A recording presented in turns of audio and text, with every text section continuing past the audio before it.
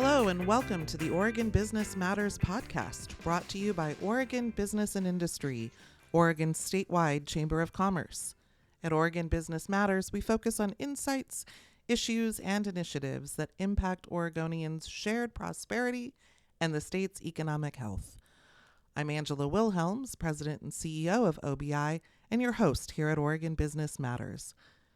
Today, I have the pleasure to talk with Doug King, President and CEO of Epic Aircraft, which makes the product that won our 2024 Coolest Thing Made in Oregon contest last fall. That was the E1000 GX airplane. And if you know anything about this plane or Epic Aircraft's manufacturing processes, you'll agree that they are both impressive and, yes, terribly cool. So, Doug, thank you for joining me today. Thanks for having me, Angela. Glad to be here. Great. Well, before we get to it, Doug, if you'll indulge me, I would like to say just a couple words about the 2025 Coolest Thing Made in Oregon contest, which is now underway. So every year, OBI, in partnership with Here is Oregon, runs this competition to celebrate Oregon's innovators and makers.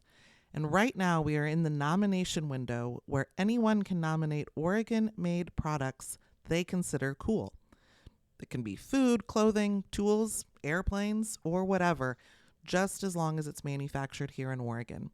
From there, a panel of judges will pick 16 finalists to compete in a tournament-style bracket where the winner is ultimately selected through a series of online votes.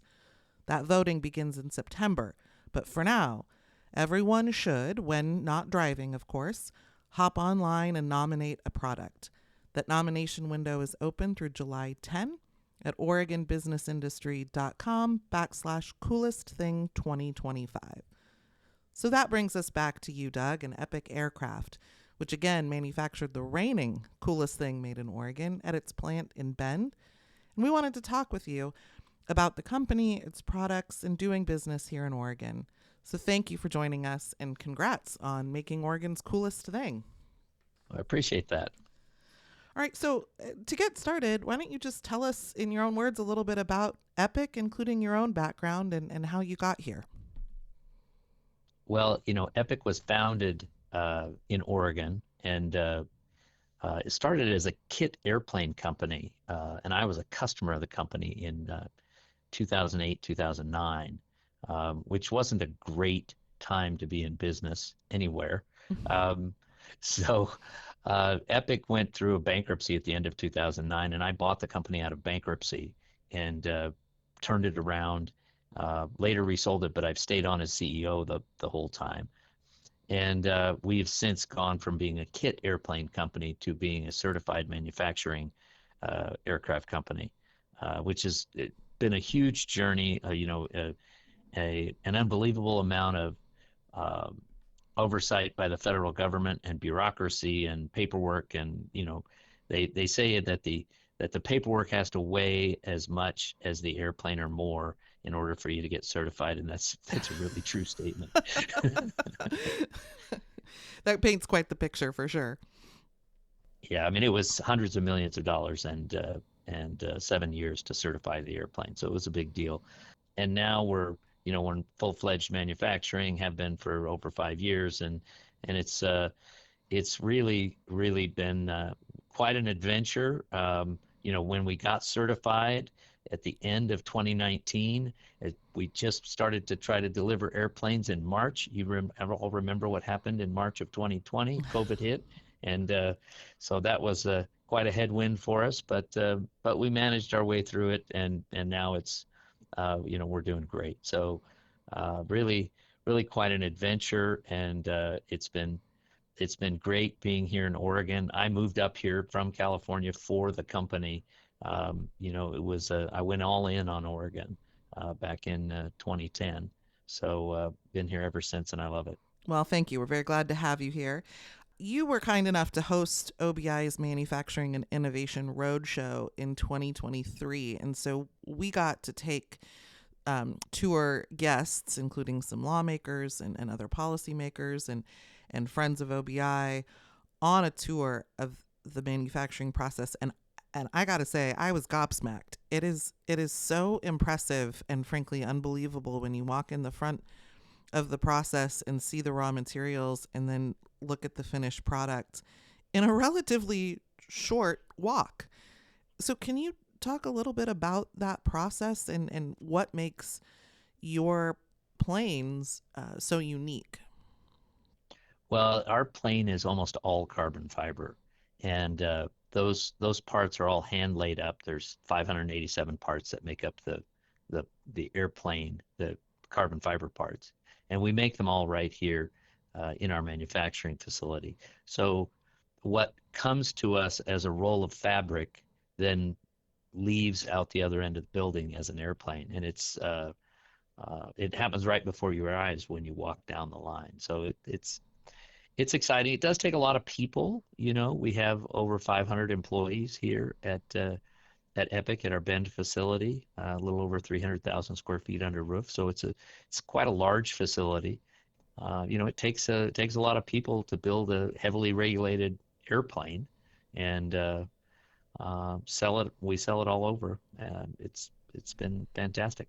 Well, and let's talk about the people for a second, because that was also something that was just very noticeable as we went on the tour about a year and a half ago, was the pride that the workforce took in what it was building and the finished product and the quality of that product.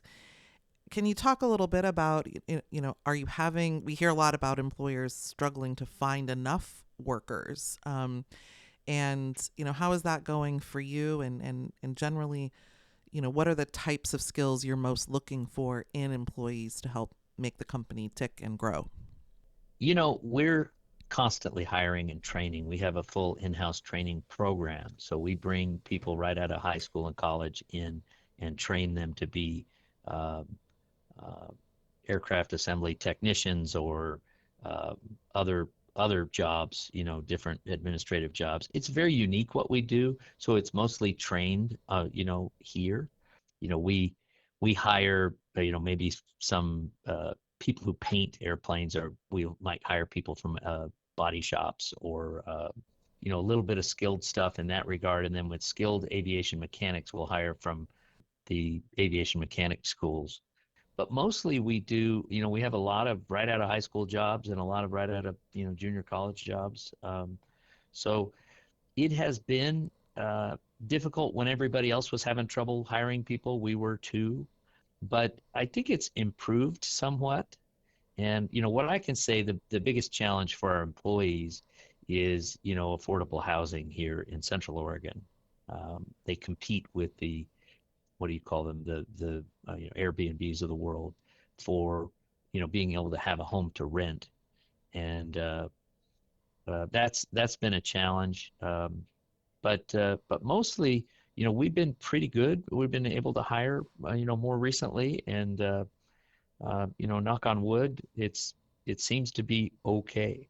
Yeah, that's great. And I know the cost of housing is an issue that affects a lot of communities, but it is an acute situation there in Central Oregon. And I want to give a shout out to the Bend Chamber and some of our partners in that region who are working very hard on trying to find solutions for workers in a variety of sectors.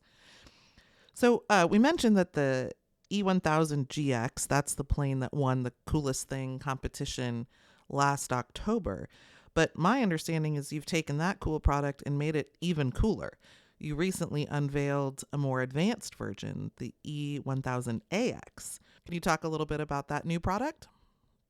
Absolutely. The E1000 AX, it's really about automation. We've added a bunch of automation to take even more workload off of the pilot and to give them more available time to focus on situational awareness and what's going on.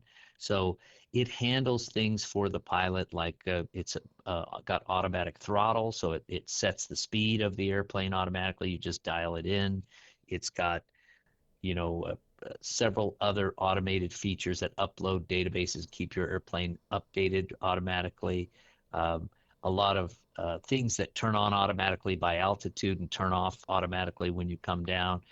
It's all about automation, and this culminates in the emergency auto land, where if the pilot was to become incapacitated, then a passenger can push a big red button, and then the airplane will land itself.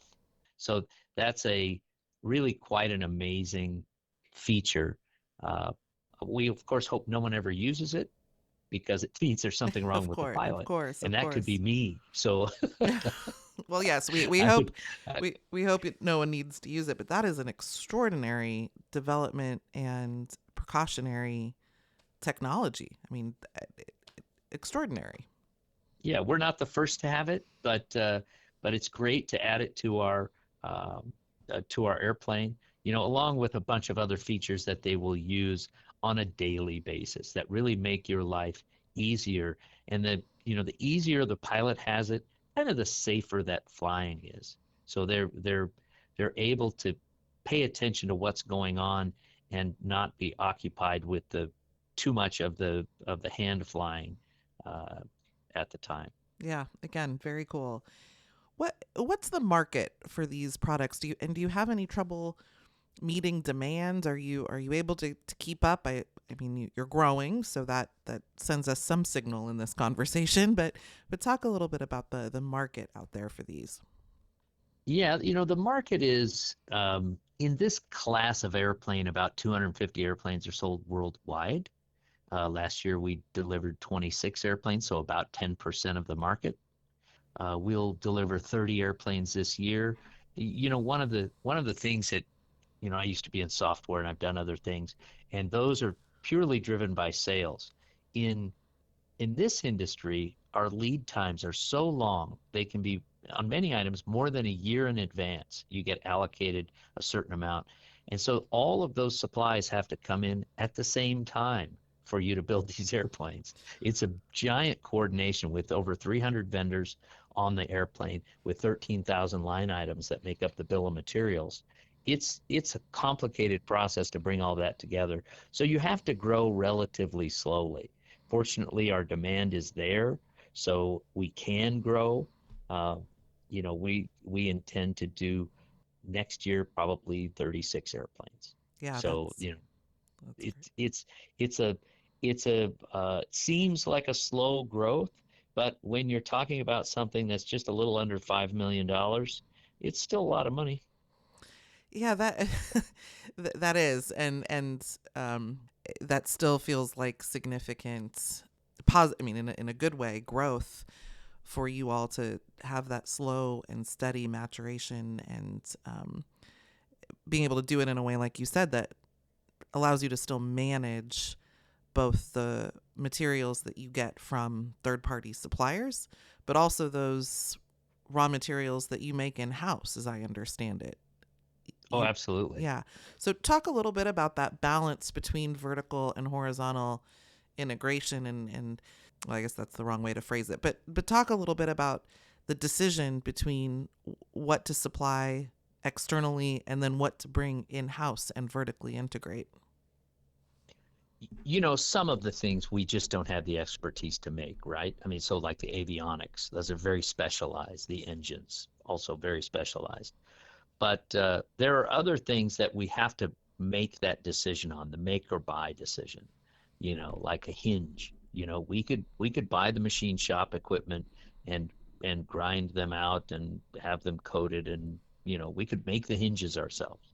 We don't, because it's a very competitive environment for machine services, and we can get relatively assured supply.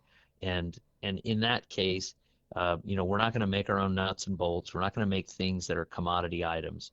But then there are other things that are a little more difficult to make that decision on. For instance, wire harnesses. We were outsourcing to U.S. companies, but going out to outside companies to have our wire harnesses made, and they weren't able to keep up with our demand, and the quality wasn't what we had expected. So, in, combined with the price was high, so we were able to bring all that harness making in house. We added about 20 people to the staff and bought some equipment. We have the facility for it, so we put it all in house. Now it's cheaper, faster, and we got better quality. So those are, that's kind of the easy case to make for a make it in house, and everything sort of goes between those two extremes. And it's a constant decision process internally. What can we consume? Can we save some money? Can we get better quality? And that's what drives that decision process. Yeah, that makes a ton of sense, and I think it speaks to a lot of what people who aren't in business every day don't realize the volume and complexity of those decisions, whether it's about supply chains, whether it's about workforce, whether it's about facility and how to grow and to capitalize your work. It's these are these are really complicated endeavors, but they're important because at the end of the day you're generating a tremendous amount of economic activity over there in Central Oregon. So again, thank you for doing that. um I Oh, just you're want I, I you're want to welcome. oh, well, I just want to touch, you mentioned the regulatory burden, and um you are regulated heavily at the federal level, but then as a business operating here in Oregon, there's obviously state level regulations, local regulations, and just we don't have to get into too much weeds about any specific thing, but just generally speaking, has the regulatory environment gotten more complex, and how hard is that to keep up with amid all those other changes and decisions that you're facing? Unfortunately, Oregon seems to be uh, either leading the way or bent on catching up with California in how to be more aggressive with employers. And it's really unfortunate. So I'm really glad that your organization helps us try to um, talk some sense into the legislators to walk them off the ledge of all of these crazy ideas that they seem to come up with nonstop. It's funny because you talked about, can you get the employees, and then in the same breath they want to do all of these um, crazy laws about employment law. No employer can get away with taking advantage of their employees in today's market. It's it's just not recognizing reality. We compete for employees. It's a completely different situation than it was 20, 30 years ago, back when employers could do things that didn't seem right, and regulations needed to be drafted. It's not that way anymore. It's swung completely the other way, and employees are being wooed by employers. And we hold a Thursday get together. We feed them Thursday nights. We do, and with food and drinks, and we do lots of parties and fun things. And we have great pay and benefits and matching 401k, and 100% medical for the employees. We're competing. It's uh, that really the legislators need to really look at what's needed, and what they need to do is work on things that resolve the issues we have, which are like housing and making sure that people get the right training and in school and things like that. Yeah, it is unfortunately lost on so many policymakers that the employer employee relationship is a symbiotic one. Uh, you need employees to be happy and interested in their work, and so employers invest in that through direct compensation and benefits, but also the culture and climate, and also the training and the skills building that you do right there. You have a lot invested in your employees because that's the right thing to do, and it's a necessary thing to do in addition because of the competitive workforce forces that you mentioned. So thank you for indulging me for a second on an obligatory regulatory question. I just want to ask before we wrap it up. You moved to Oregon from California, and what about Oregon? What about Central Oregon in particular? Have you just grown to really appreciate, and why are you happy to now be an Oregonian? Oh, people are just nicer here. I mean, it's just on a macro level. I really like it here. I like the quality of life. People care about quality of life, and that shows in how they care about each other. And I feel very at home here in Oregon. I really like it. Well, that's great. Before we sign off, is there anything else you want to share about your company or your story with our listeners before we close?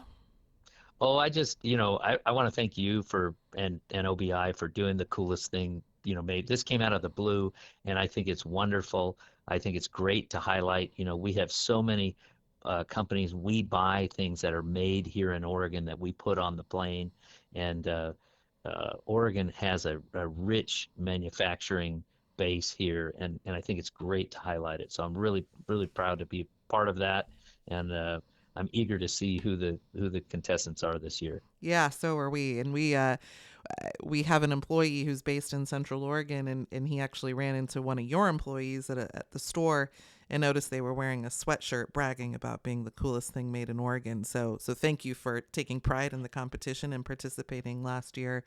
We can't wait to see what gets nominated in 2025. And again, we encourage anybody listening to go online to oregonbusinessindustry.com/coolest thing 2025 to nominate a product, and then stay tuned this September and October for the voting and ultimately the announcement of our new winner in that competition. So, Doug King of Epic Aircraft, thank you very much for joining us today. Thank you, listeners, for tuning in. The Oregon Business Matters podcast is a production of Oregon Business and Industry, your statewide chamber of commerce. And for more information about OBI, again, visit oregonbusinessindustry.com. Thank you, Doug. Thank you.